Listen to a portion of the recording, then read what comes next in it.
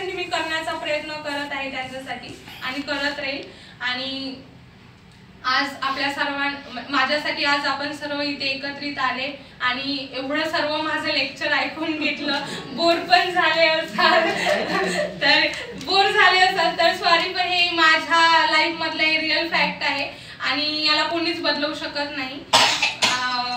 आपण सर्वांनी मला ऐकून घेतल्याबरोबर बद्दल खूप खूप धन्यवाद। आपल्या सर्वांचे आभार। थँक्यू, नमस्कार। यानंतर भारतीय स्त्री शक्ती वाचक मंचाच्या अग्निशिखा या 18व्या वार्षिक हस्तलिखित प्रकाशन श्रीपाद जोशी यांनी करावे अशी मी त्यांना विनंती करते।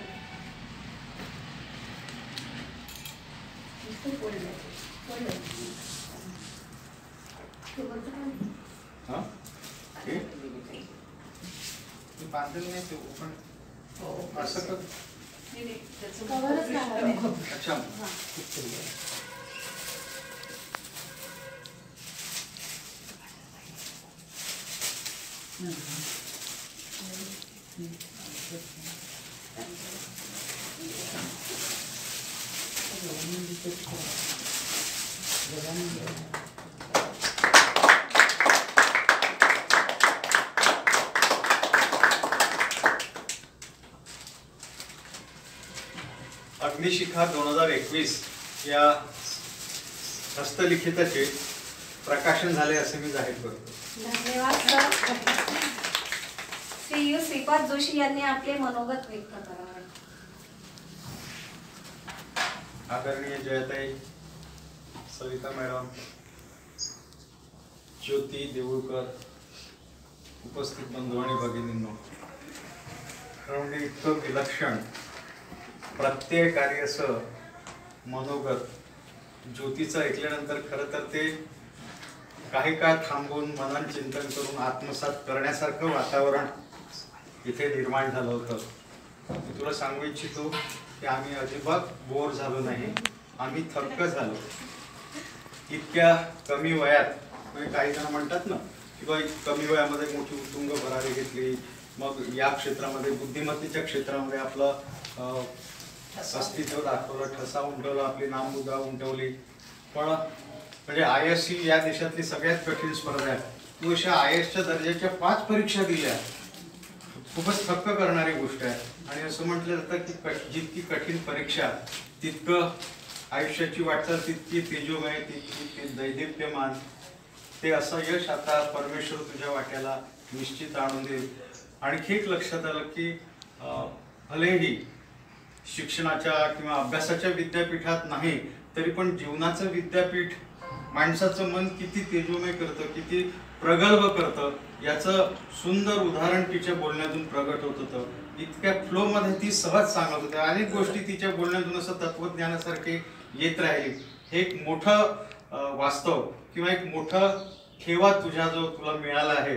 त्यामुळे उर्वरित आयुष्य तू अशीच मोठी तेजस्वी शलाकहून समाजासमोर येशील असा मला पूर्ण विश्वास आहे। नव्हे, भारतीय स्त्री शक्तीचं कार्यच त्यासाठी तुझ्या पाठीशी उभं राहील हे निश्चित। आणि तू म्हणाली की मी आता बकेट उचलू नाही शकत, जड उचलू शकत नाही, पण तू आयुष्यातलं एवढं मोठं शिवधनुष्य उचललंय की ते छोट्याशा गोष्टी, ती बकेट वगैरे फार क्षुल्लक गोष्टी आहे, एवढं मोठं शिवधनुष्य तू आयुष्यात।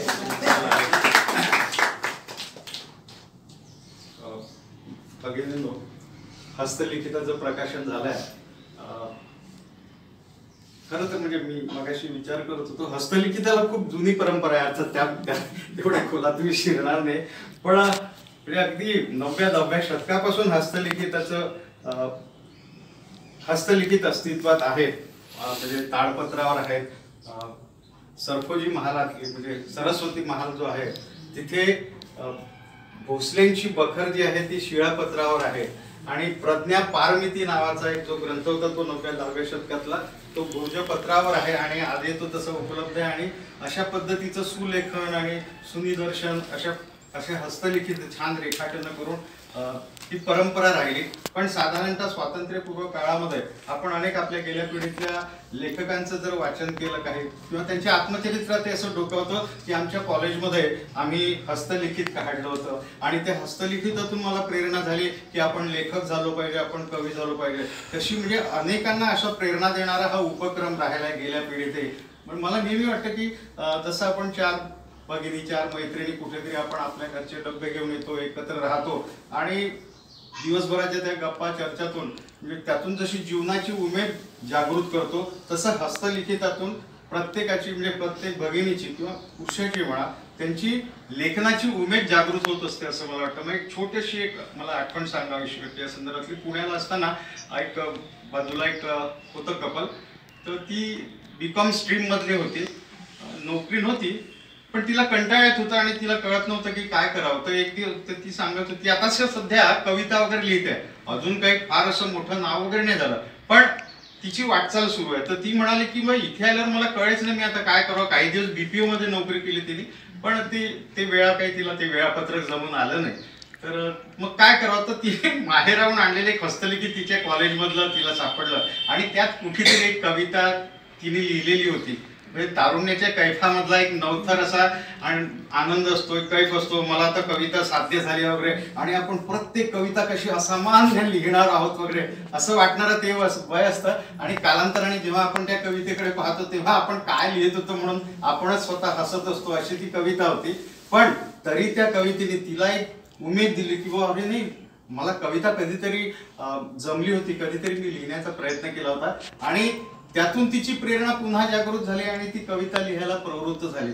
तर अशा प्रकारचं म्हणजे हस्तलिखिताला साधा समजून नये मला असं वाटतं की तो एक ठेवाच असतो दीर्घकाळ, तो समाजाला म्हणजे कुठेतरी आपल्याही मनाला जागृती देत असतो, चेतना देत असतो आणि त्यामुळे आणि दीर्घकाळ एखादा असा उपक्रम चालू ठेवणं हे त्या संघटनेचं यश असतं, त्या संघटनेचं बळ असतं. ती संघटना किती इंटॅक्ट आहे, किती एकत्रित आहे, किती एकजीव आहे.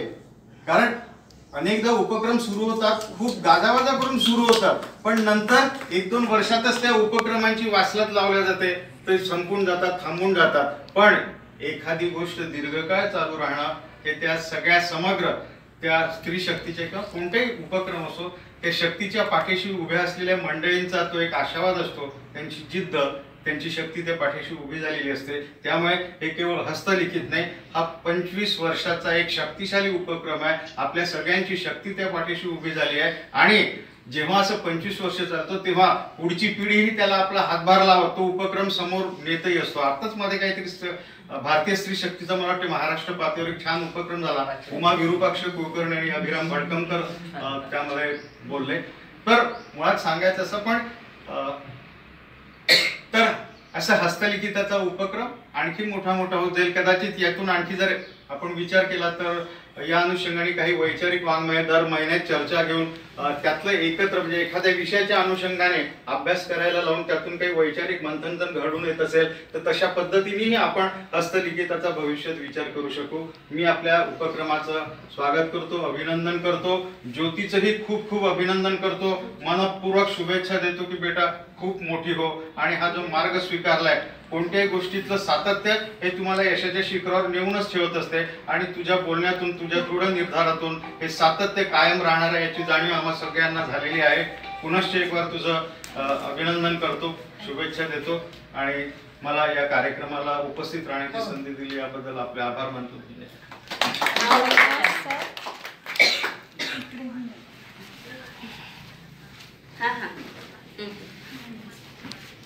जयताई कोतपल्लीवर कार्यक्रमाचे समारोप करतील.